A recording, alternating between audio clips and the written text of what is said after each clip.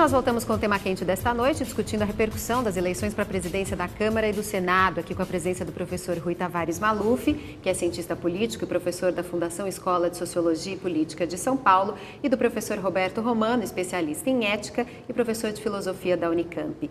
Queria aproveitar também para a gente discutir um pouquinho o que significa o PMDB mais forte para o governo Dilma. Já tem a vice-presidência da República, agora também assume o comando do Senado e da Câmara. Que tipo de impacto isso pode trazer para o governo, professor Rui?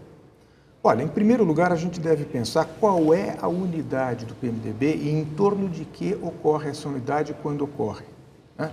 Se a gente olha para a história do PMDB pouco depois de ter deixado de ser MDB para se adequar à nova legislação, à democracia do país e tudo mais, nós podemos dizer que uma parte dessa história, ainda com Ulisses Guimarães vivo, mas talvez um pouquinho antes do seu falecimento, foi com um determinado desenho, com um determinado escopo, com uma determinada estratégia. Já na fase final da vida de Ulisses Guimarães e, sobretudo, depois, o que dá para a gente observar é que o PMDB, embora tenha continuado a ser um partido eleitoralmente importante, forte, capilarizado em boa parte do país, não consegue ser visto propriamente como um partido. Não é coincidência que, apesar do seu tamanho, ele não está à frente da presidência da República. Não esteve agora e não esteve antes com Fernando Henrique Cardoso. Ao mesmo tempo, é um partido coadjuvante, é um partido que passou, infelizmente, a vender caro o seu apoio. Ou seja, para todo tipo de governo. Para todo tipo de governo. Quando se falava do PFL, o PFL não sabe ser oposição, nós poderíamos estender, né, o PFL hoje o DEM, de certa maneira, para o PMDB, partido muito maior na realidade, né, nunca foi pequeno como os democratas e o PFL, embora houve um certo momento de importância eleitoral para o PFL, mas o PMDB, na realidade, ele se mostra como um partido que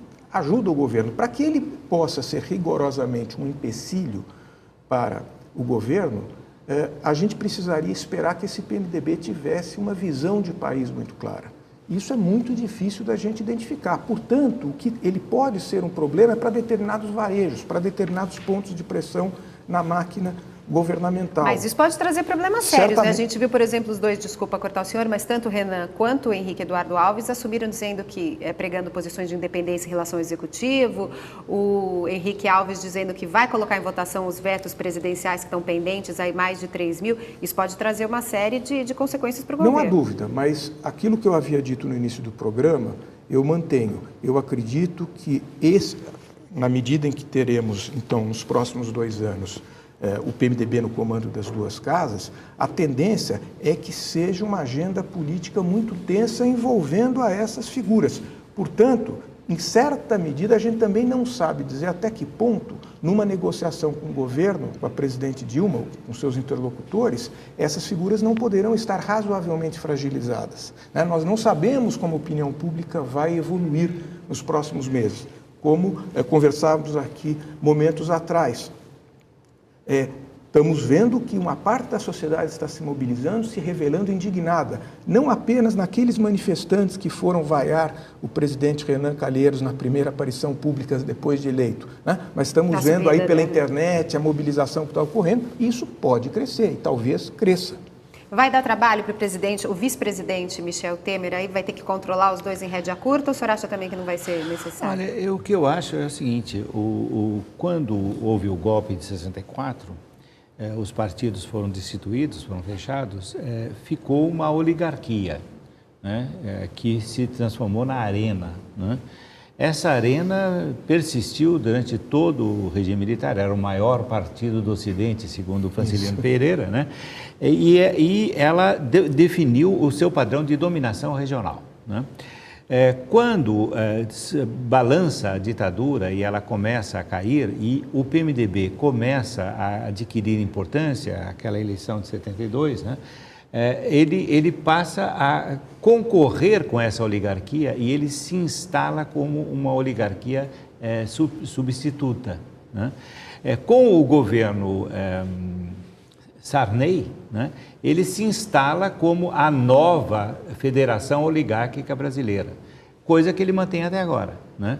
Então, você tem, na verdade, você tem o PMDB como uma federação de interesses regionais conflitantes, né? Os mesmos problemas da Federação Brasileira passam para esse partido macrológico.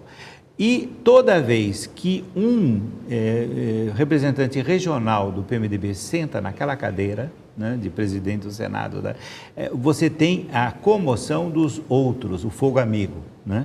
Então, esse ponto faz com que eu diga o seguinte: a presidente da República, se ela tiver prudência e se ela souber trabalhar bem, ela vai trabalhar nessa divisão que já existe dentro do PMDB. Para poder controlar as lideranças. Para poder controlar o próprio PMDB. Se ela não fizer isso, ela será refém do PMDB até o final do seu mandato. Perfeito. Eu queria passar só o resultado da nossa enquete, que a gente sempre lembra que não tem nenhum fundamento científico, reflete apenas a opinião das pessoas que estão assistindo ao programa. E a gente perguntou, sem o voto secreto, Renan Calheiros teria sido eleito presidente do Senado?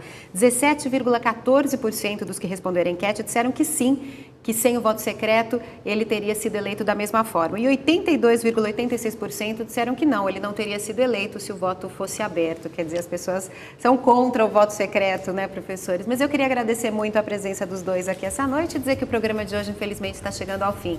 Mais notícias você acompanha daqui a pouco no Leitura Dinâmica. Obrigada pela audiência e até a próxima quinta. Boa noite e bom carnaval.